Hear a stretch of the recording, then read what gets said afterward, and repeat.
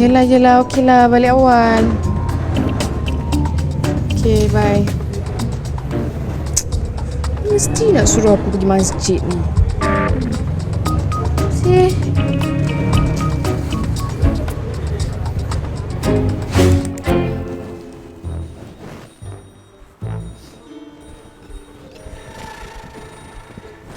Assalamualaikum warahmatullahi.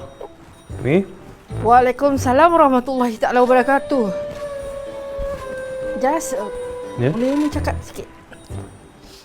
Boleh Mi nak cakap apa? Cakaplah.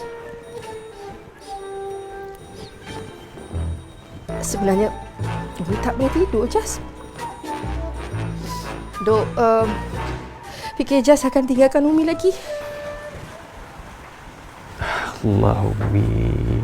Habis sebelum ni Jas pergi tarim tu apa Umi? Boleh je. Jas ni bukan tak balik langsung Mi. Jas akan balik juga. Tapi kali ni akan balik dengan master lagi. Bagi Umi bangga. Siapa nak jaga makan, Jas? Pakai Jas. Minum Jas. Ni baju siapa nak cuci nanti? Umi, masa dekat tarim tu, semua tu Jas buat sendiri, Umi. Tak ada masalah pun. Tu lain. Tak boleh.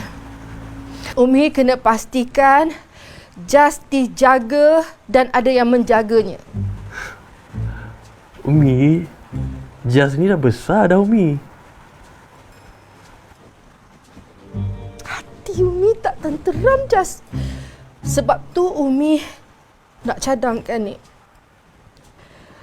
Bismillahirrahmanirrahim. Allah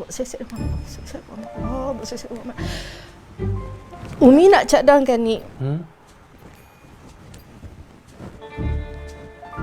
Jas bertudang kasih.